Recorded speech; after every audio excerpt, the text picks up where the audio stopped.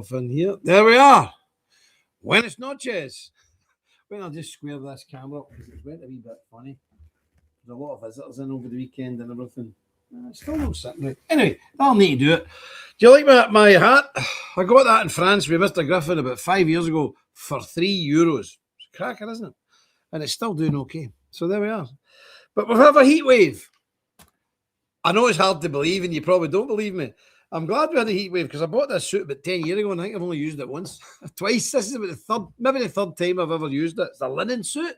Very gentleman, very English. But yeah, we have a heat wave here. We've had it for about well over a week now. But Sammy, how long has it been hot here? 3 weeks. No. Americans were here then. It was freezing, raining.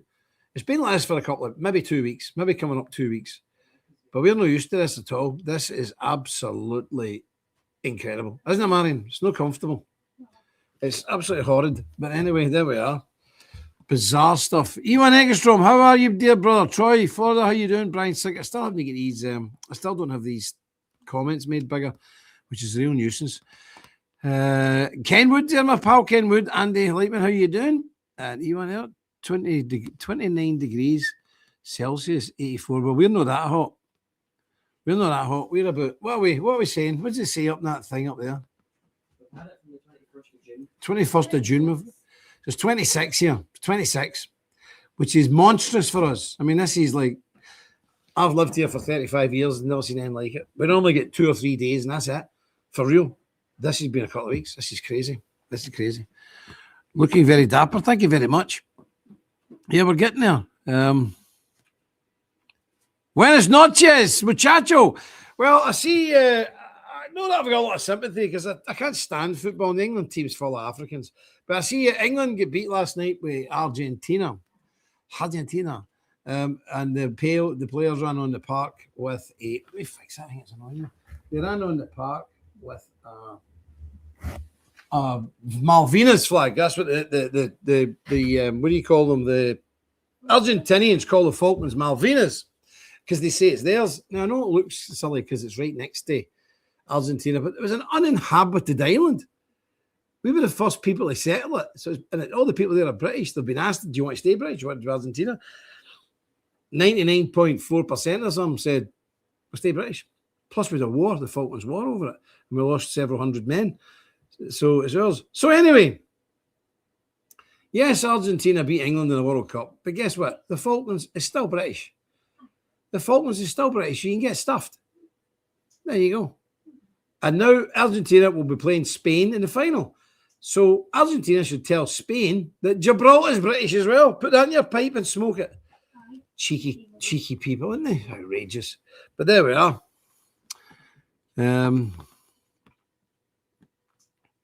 Put a bowl of ice water in front of a fan. So that's a good idea. Sammy, Brian Sillick says, get a bowl of ice water and put it in front of your... Sammy's got a fan. I don't.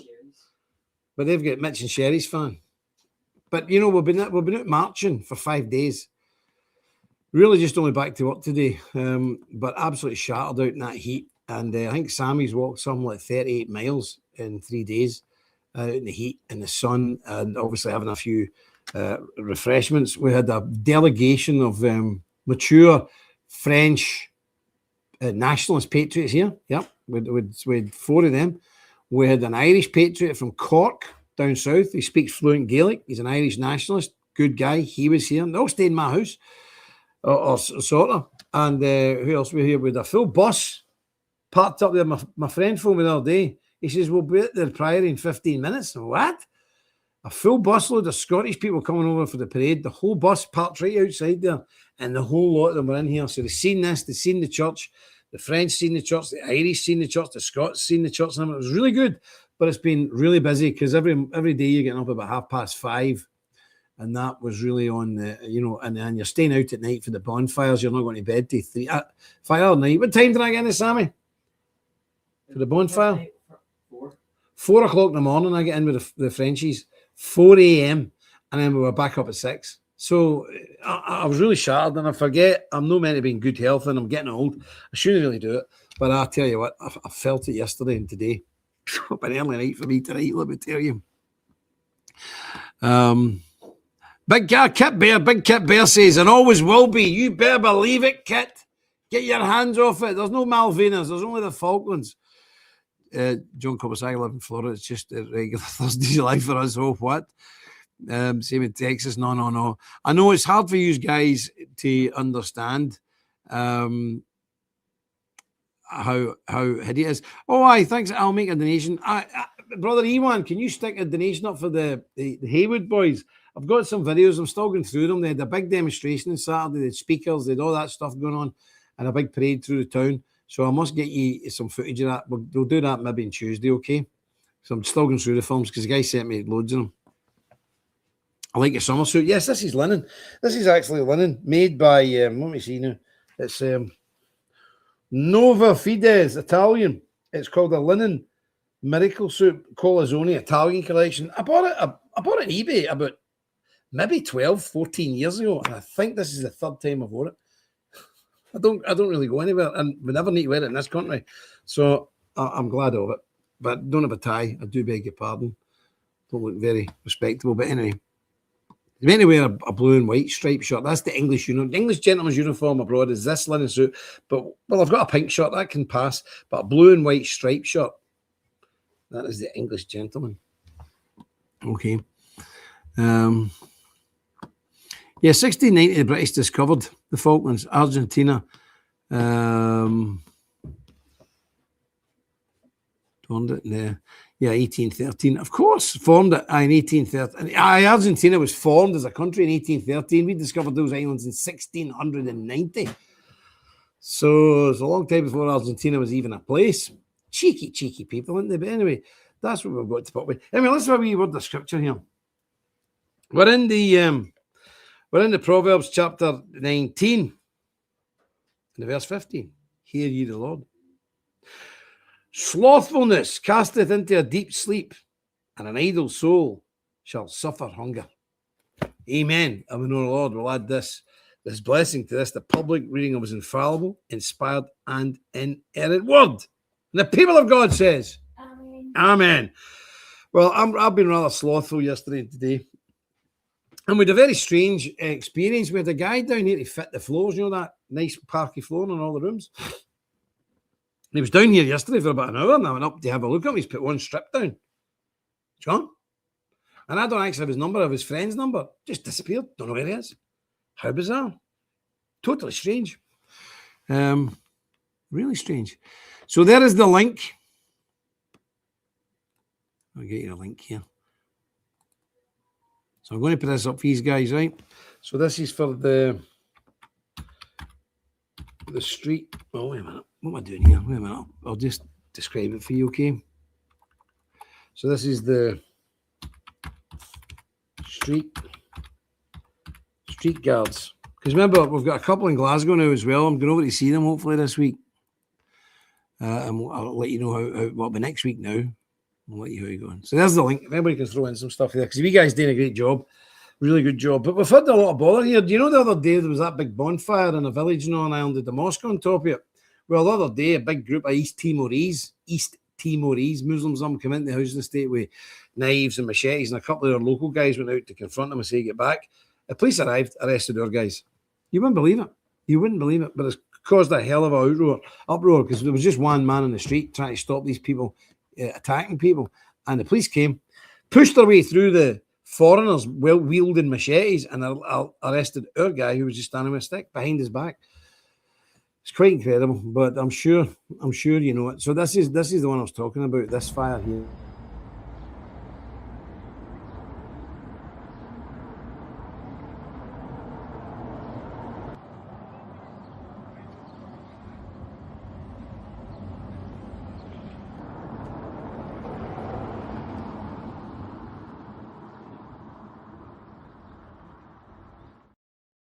So there we go. So with the light the fire early, I've got some footage of that as well, just because the police were coming down with a huge mob to try and take the fire down. So the boys just set fire to it, and that was it. But yeah, I've had the 12th these bonfires burn all over here. I mean, some housing estates, some projects, I've got two bonfires, maybe 200 yards, 300 yards apart, two. But sadly, as it happens every year, in one sort of working class poor area projects, a row of houses actually burnt down. which was sad because there's no pensioners in it of them. They lost all their possessions, which is really sad. How many? 56 years, and about 3 or 4 people's houses burnt down. But there's no bitterness. It happens every year, but the people still would rather have the bonfire and risk their house than not have the bonfire. I don't think people understand it because, to be honest with you, it is a bit crazy. But that's the way we are. That's our culture is so ingrained in us. We don't like that. But just sad that these people lost their houses. But the other night, Belfast, just Belfast looked like that.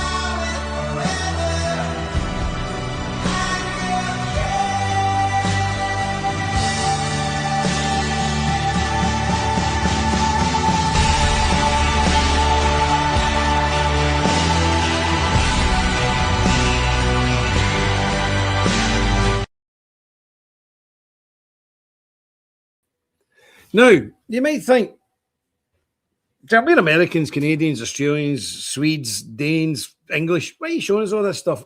Because, as we suggested the other week there, we planned very carefully about to build this European Priory. And not just because I live here, we planned it very carefully because we're in a safe area, we're not behind enemy lines. And I knew, Nick Griffin knew, because he's no daft, and Jada Franson knew, because she's no daft either. We know that there is no other white culture on earth like this. And our Irish friend that came up the other day, he's an intellectual, he's an actual real intellectual, very smart guy, but he's an Irish nationalist. And he said, I took him one of the parades in Belfast, and when you're talking about 300,000, well, the BBC said there was 200,000 people at it. If the BBC says that, and they hate us, there'll be 300,000 at it. And he couldn't believe it. And hundreds of bands and people marching, and you're there all day. You're there from the parade starts at 11 and it doesn't finish till 6 o'clock at night. And he was looking at this thing. I've never seen anything like this, and tens and tens and tens of thousands of young people, all wild and whipped up with the war music.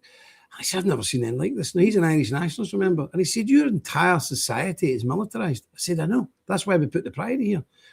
And he didn't even know that when our children are 5, boys and girls, we put the boys into the Presbyterian Church mini army, which is called the Boys Brigade, and we put the girls into the Girls Brigade, and they're separated and they're learned drilling, marching, military drill, all the rest of it, field craft, and you stay in that from your 5, like I did, till you're 16, and then you go into the bands, and then when you're older, you get into the militia. So imagine if the Muslims were doing this. Can you imagine if the Muslims were putting their children into military schools in their mosque at 5 and keeping them there till they're 16 and then putting them into another military organisation like the bands, and then when they're about 20, 21, putting them into the militia?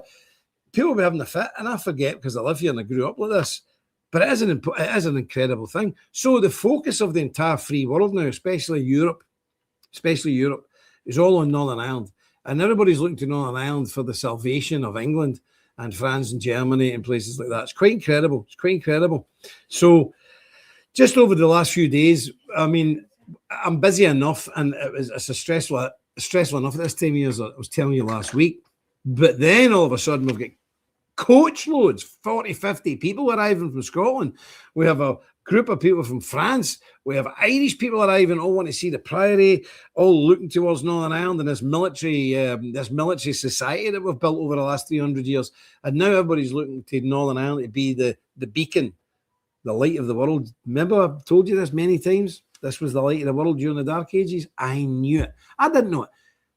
I knew God knew it. And God was telling me, push and fight for this to be built here, because it could have been in Budapest. It could have been in Belgrade. It could have been maybe even in England or the Republic of Ireland. But I knew God wanted it built here for the reason that we now see. It's absolutely obvious now what's happening. So God doesn't make mistakes. We do, but God doesn't make mistakes. So excellent. That's your... the police, I know the police are always the same. Nice. Yes. Donations made. Thank you very much, Andy. Well, my Irish intellectual friends looking at this gigantic, monstrous, humongous parade in Belfast, and he says, I can't believe there's even that many British people here. I said, this is only one parade. He went, what do you mean there's more? There's 18 parades in the 12th of July. It was 13th this year. 18. And it was just how? How can there be 18 parades like this? But this will be the biggest one. As Belfast says, he's not. Belfast is this. There's 2 or 3 now bigger than Belfast in the country. And he's like, how can this be? There only is 850,000 used people. I says, yeah, because today 800,000 are on the street. Everybody's out. Nobody's left. So quite an incredible thing. But another thing I wanted to say is this kind of purge TV. Although there's not a lot of people here, but this goes everywhere, and people share it and cut it up and do things with it. And I'm on doing the TikTok quite regular now. And obviously we're on the wee bit of Facebook. But certainly the TikTok and this and the X. I was amazed because I don't really go to the city very much. I really don't. But I could not walk 10 feet without young fellas, wild, stripped to the waist, on the drink, wild, ferocious young fellas stopping and saying, oh, Mr. Dowson, ever so respectful, Mr. Dowson, I just want to shake your hand and say, well, listen to all your shows. You're doing great. Thank you. God bless you. The usual. But not just 10 or 20 or 30 people, hundreds of people, hundreds in this parade, hundreds of people, all young bucks, all young fellas, nobody over about 20, all young fellas saying, we watch your shows. Brilliant. So that really encouraged me, and it should encourage you also. I mean, we have massive saturation now in Northern Ireland, and it's incredible. It's really, really good.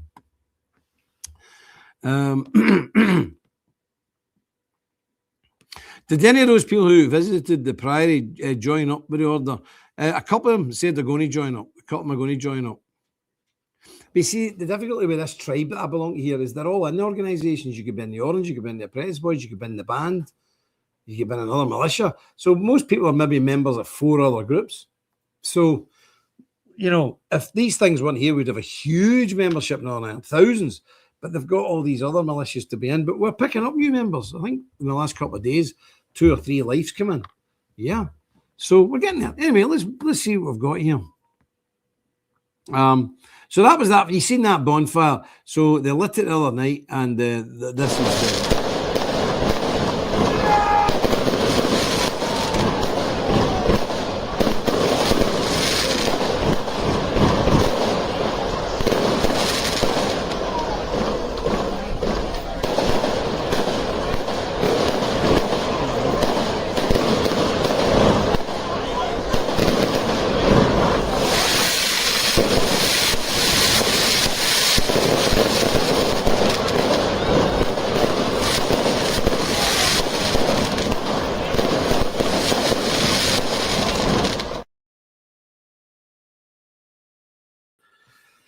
So that's the noise of fireworks in the background. Now, fireworks are completely and absolutely illegal. They're forbidden here because you can make bombs out and take the powder out and make blast bombs, put in tubes, you know what I mean?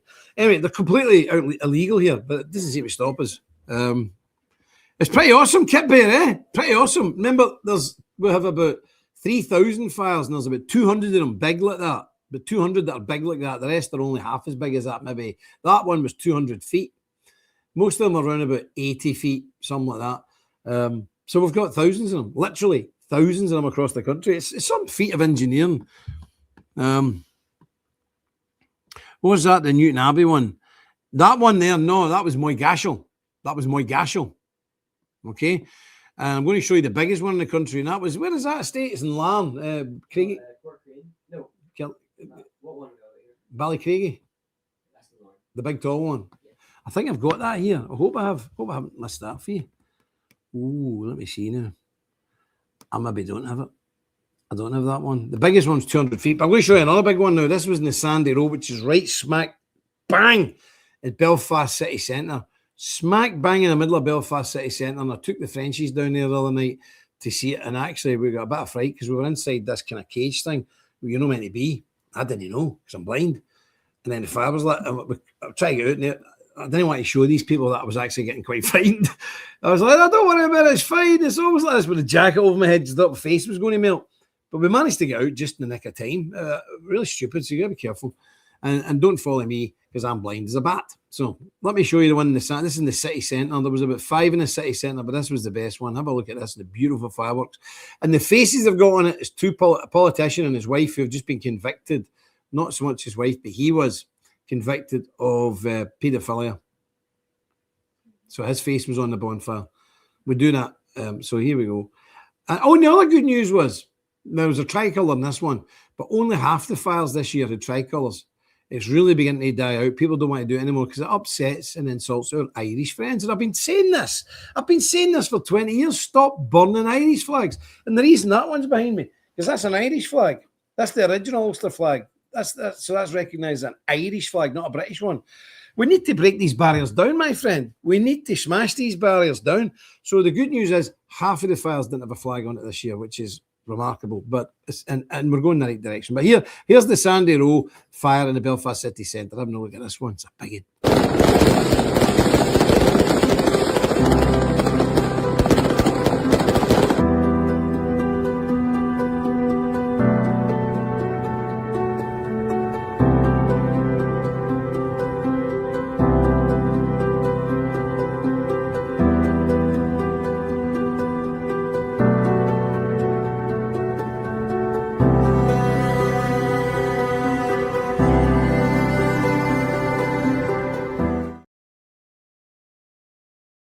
And all those tall buildings around it are international hotels, and the fire brigade's on the roof just pouring water down because our bonfires were there before the hotels were built. You shouldn't have built your hotel there if you didn't want it near a bonfire.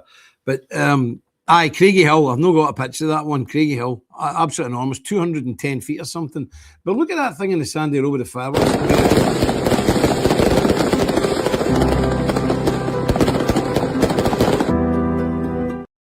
Absolutely incredible, isn't it? Now, the crowd round that was about 20,000 people. And it's lit at midnight, middle of the night. I didn't get it at 4 o'clock that night. We should do that here in the States. I agree with you. Yeah. Yes, burning the flags are inflammatory, and I think we can do away with it. So, I'm agree. And remember, it's quite dangerous here to cross tribal lines, okay? So when I say these things to you guys in America and Canada, you go, it's quite dangerous. It's quite dangerous for me to come out and say, stop burning Irish flags on our fires. That's an old fight that's gone now. Stop doing it. That can get me an awful lot of problems. But I'm not going to stop saying it until they stop doing it. Because right's right, wrong's wrong. We're Templars. We're supposed to be fearless and tell the truth, even if it costs you your life. Do you remember the oath? So I'm going to do it. And it's working. Never, ever in my life did I think in a couple of years we've managed to get half the flags, half the bonfires to stop burning tricolours. So it's good. It's good. But keep us in your prayers because it can be quite dangerous in this part of the world to do things like that. Let me tell you. Yep. Sherry. Yes, brother Sherry and Mitch, God bless you. Where are they these days? I haven't seen them for a while. Oh, there's Mitch there. I've seen him there. Good day. I've been here for a while. I've been running around. Oh, no bother. Nice to see you. God bless you. Neck surgery? Oh, you're prepping for neck surgery? Good grief, man. You still got it done when you were here. You'd have got it done for free, man. Mind you, it would have been Africans probably working on you, so maybe no. God bless you and Sherry. God bless you. All right, there's a wee link there to finish the Priory. Please do so. If you can help us, we'd really appreciate it. And a wee link to the annual report. Where is that annual report? I had one in my hand a minute ago. Wait a minute. Strange. Well, maybe I don't have it. I thought I had one. But anyway, the annual report's out. And we're working on a magazine, the new... no, that's not either. And I was out what day is it? Tuesday. Tuesday was at I was at another big giant parade, 150,000 people. And I was handing out these leaflets. We get these leaflets done. And you know something, I'm very proud because I never asked them. I had Sammy with me and I had my oldest daughter, Alice, with me. She's the mother of 5 sons.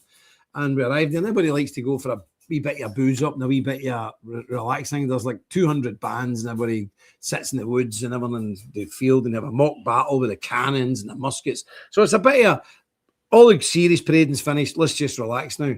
But I'm always working and I was going to give these leaflets out. And I didn't ask the kids because I didn't want to burden them. And the 2 kids, Sammy and Alice, the minute we got off the bus, give us some of them leaflets. And we had them all out like that, no problem. So there's thousands of them out now. And it's leaflets about demographics, about having families, having strong families, having Christian families. They were gone like that. If I took 10 boxes, would have got rid of a lot. So well done. Thank you very much to Sammy and thank you very much to Alice. I really appreciate it. And I didn't even have to ask them. Is that not wonderful? So there we go.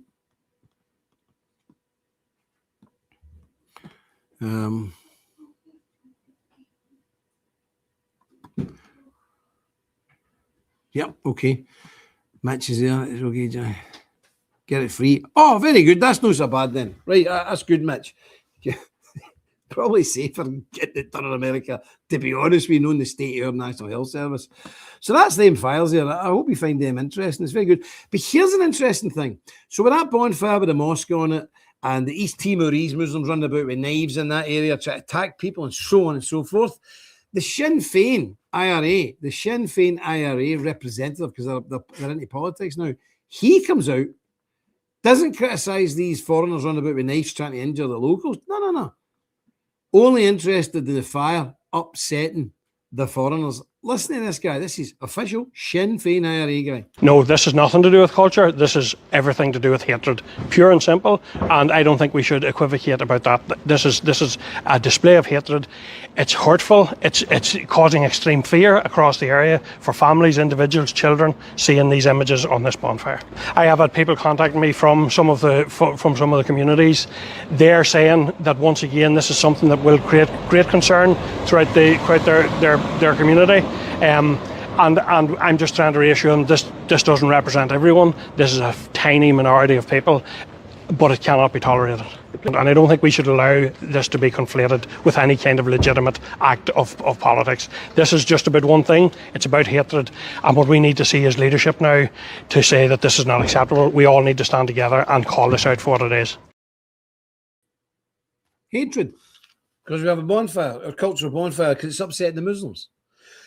This is a man who's in a party that represents an organisation that used to walk into churches, little Pentecostal churches. They're a bit mad, but they're harming nobody up in the mountains in the countryside and machine gun people to death.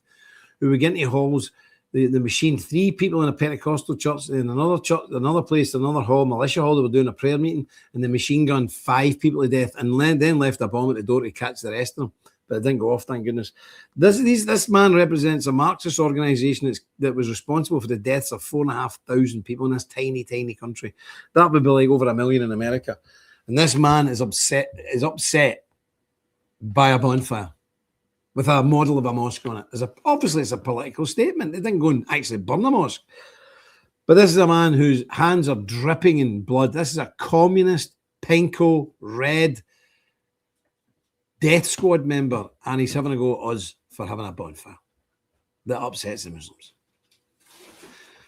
And you know, the IRA and the Sinn Féin are still writing in the walls, Brits out, but their mantra is now bring every African in, have no borders, have no immigration policy, let as many come here as they want, as long as the Brits leave.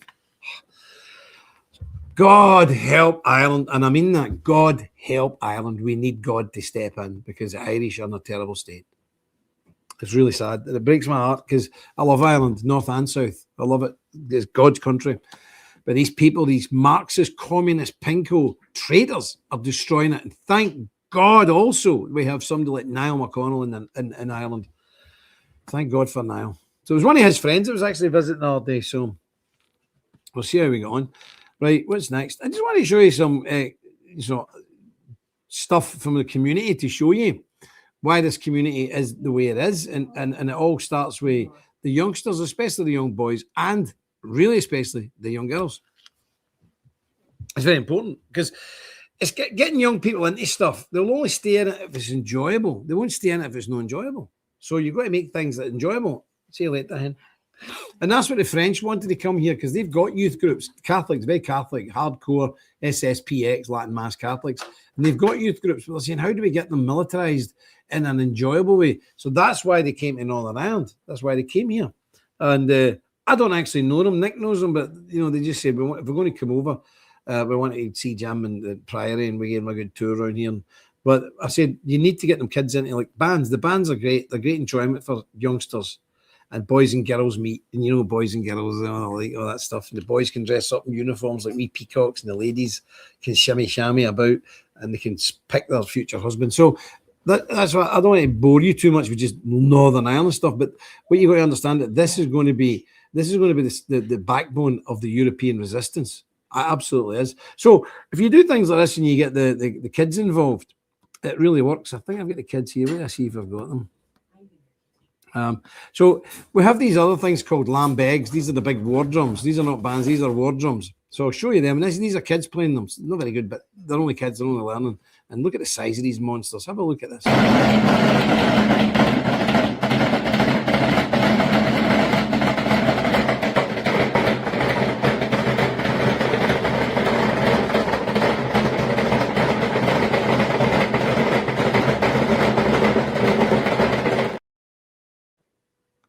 Now, you think, what on earth are these big drums about? Well, before we had telegrams and telephones, we were a small, isolated community. So if we were being attacked, if our farmstead was being attacked, this is why we made such a good job when we went to the Appalachians and Missouri and Indian fighting, because we've been doing it for hundreds of years. So if we were being attacked, I would have one of these drums and I would have my own special beat. It might be ta-ta-ta-ta-ta, ta-ta-ta, ta-ta-ta-ta, ta-ta-ta-ta. So they know that's Jim Dowson's beat. So if I was beating that, these drums are unbelievably loud. Unbelievable. You can hear them up to 12 miles away.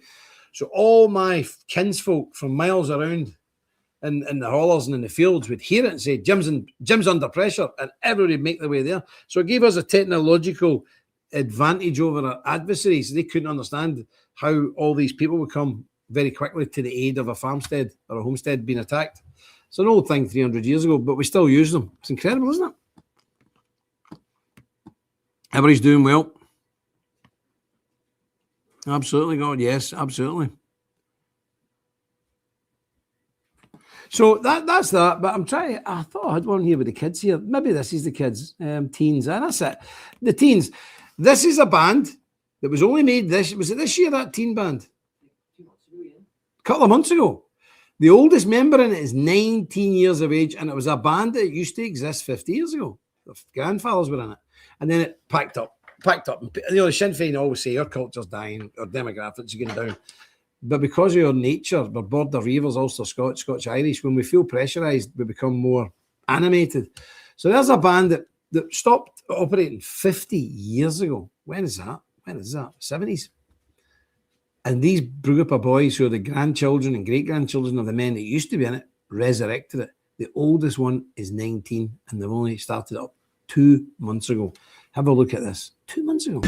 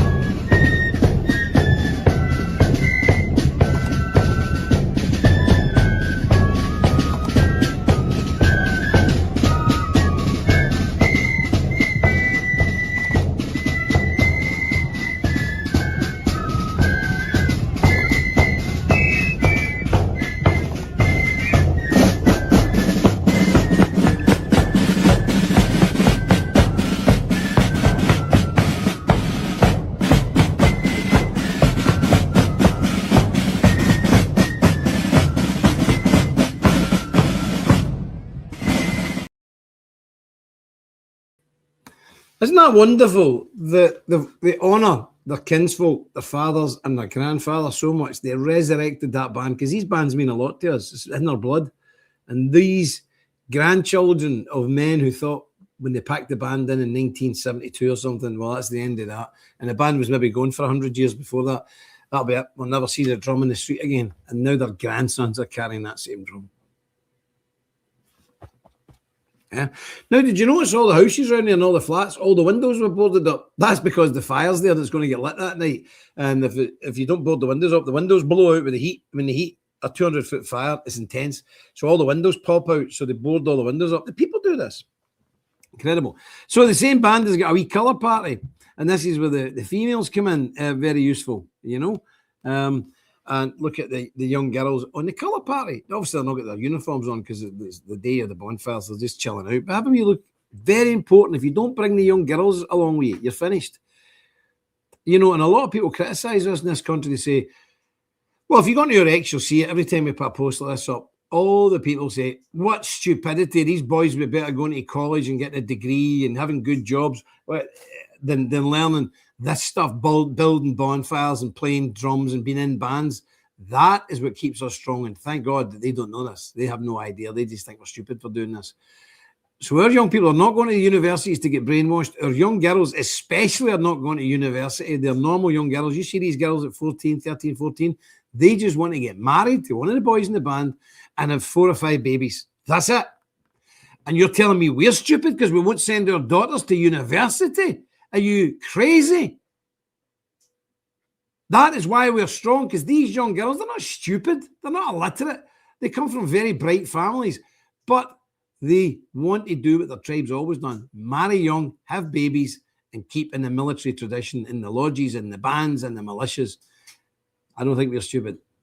I think we're probably some of the smartest people on God's earth. And that's why this little country, for all its problems, is still free. So have a look at the ladies. You don't have the ladies, you have no future.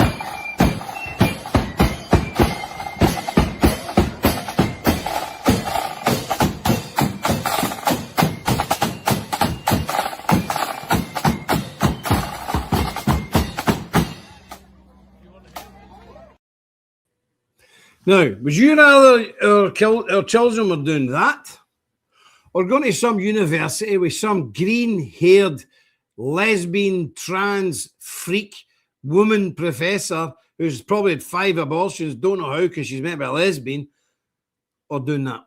I know I'd pick every time. Well, I've already done it. All my kids went into that. None of my kids went to university. Praise Jesus. That's the better thing. Or listen to some old sleazeball, paedophilic professor male who doesn't know what he is. Nah. You send your kids, especially in the West here, if you send your kids to university, wave goodbye to them. Because they're going in there and they'll be utterly brainwashed. They'll come out with green hair and a bone through their nose and they'll think they're one of 72 genders, if not all of them. That's what we're talking about. So people call my people stupid for doing this. No. University degrees are good in peacetime, but there's going to be war soon. That is very useful in wartime. Young men marching from the 5 in the boys' brigade and the girls' brigade, then get into the bands when they're 8 or 9, and then get into the lodges and the militias when they're a bit older. I'll take that any day of the week, especially when there's war coming. These people have got their kids, 1 or 2 kids, tiny families, and both of them have got degrees. They're all effeminate weirdos, and the woman's a lesbian or a mad feminist. And they're working in different countries now to make the money. Money's the God. No, our kin is important. And our God is all important. So we do this for a reason, to defend the faith and to defend our kinsfolk. We're not interested in university degrees. We're not interested. Nobody's suffering. Nobody says you're not going to uni. But people don't want to go. They don't want to go and mix with Africans, lesbians, homosexuals, trans, oddballs, weirdos, comic singers, and whoremongers.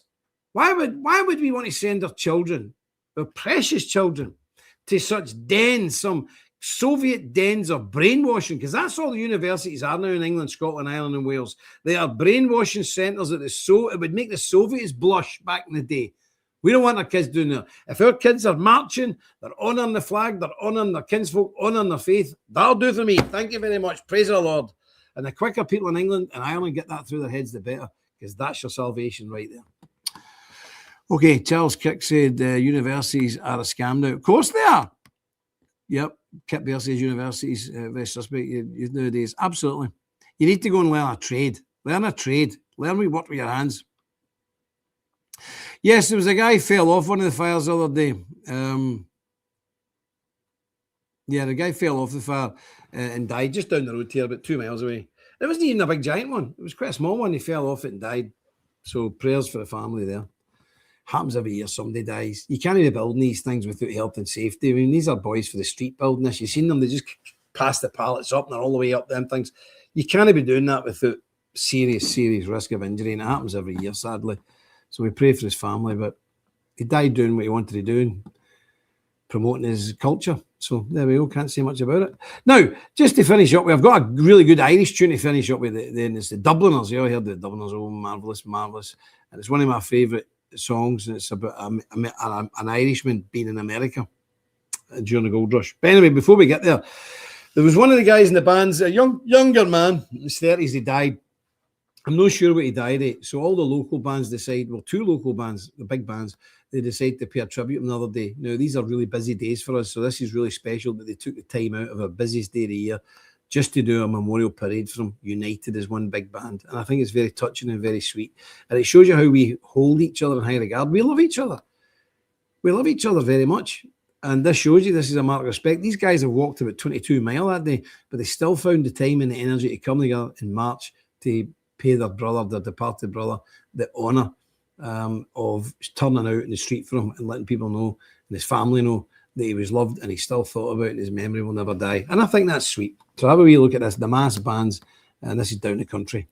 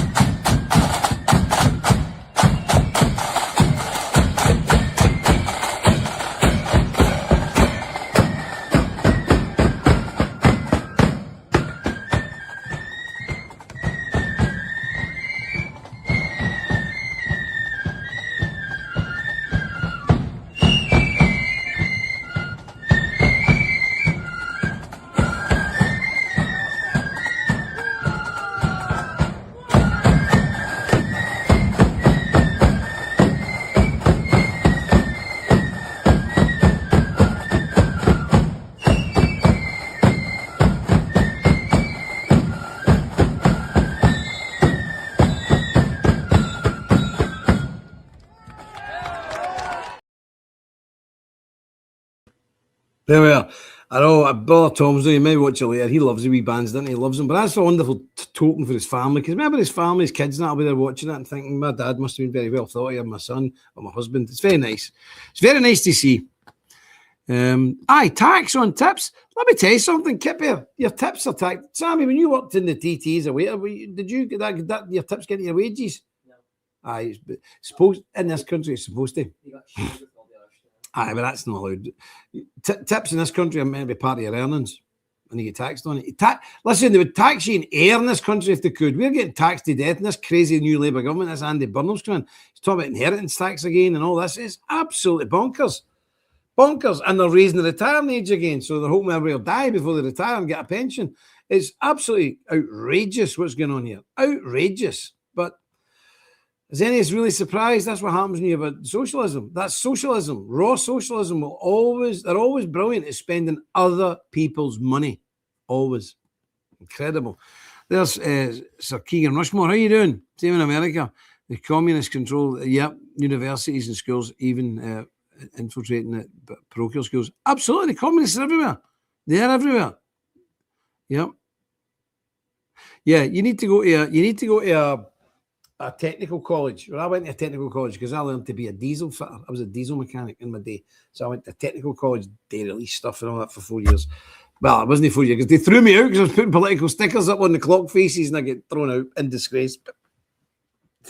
I've been doing this a long time. Right, I'm going to leave you because we've had a lot of stuff for the north here. I'm going to leave you with something for the south, for our Irish brethren. And this is one of the most beautiful Irish songs I've ever heard in my life. It's sung by the Dubliners. It's called Spancel Hill. And the words are absolutely beautiful. The tune is beautiful. And it's one of my favourite tunes. And it's strange because our bands play it. All our music is interconnected, even though for years we hated each other and we tried to kill each other. But all our music, we share our music. We share our music because the Irish, North and South, Celtic and Protestant, they've got a wonderful love of music. And Northern Ireland is the country and it's got the highest percentage of people who can play musical instruments anywhere on the planet. Anywhere on the planet.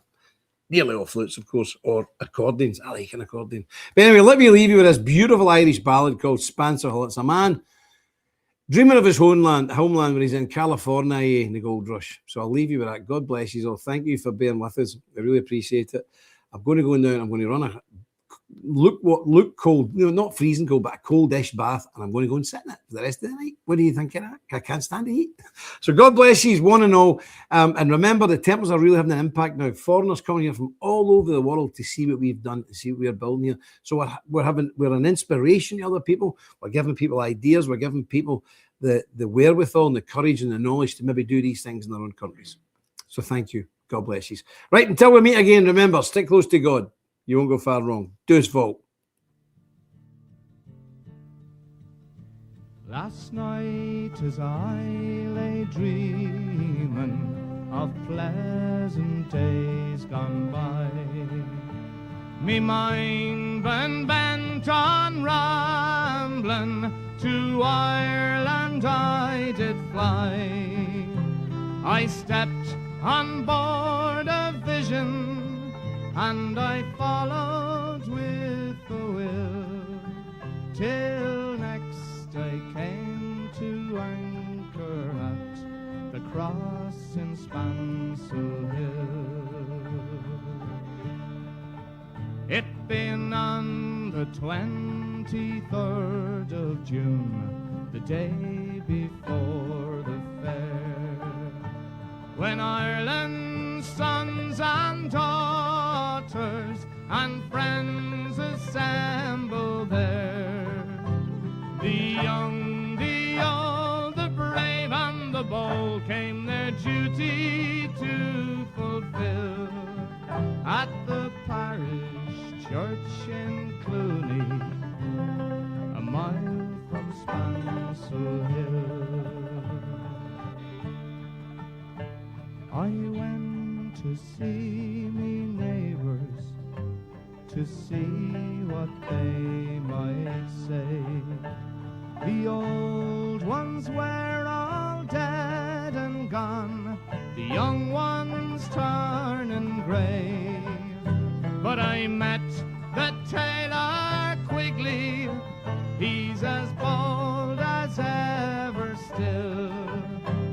He used to make me breeches when I lived in Spancel Hill.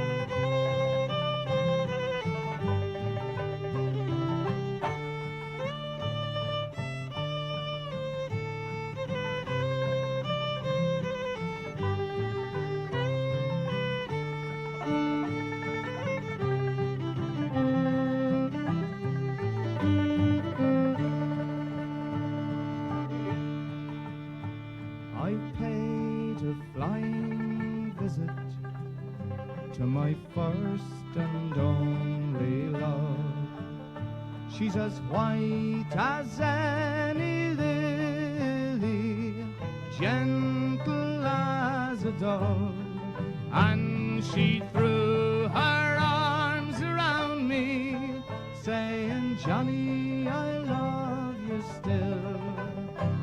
She's now the farmer's daughter and the pride of Spancel Hill. I dreamt I held and kissed her as in the days of yore. Ah, Johnny, you're only joking, as many's the time before.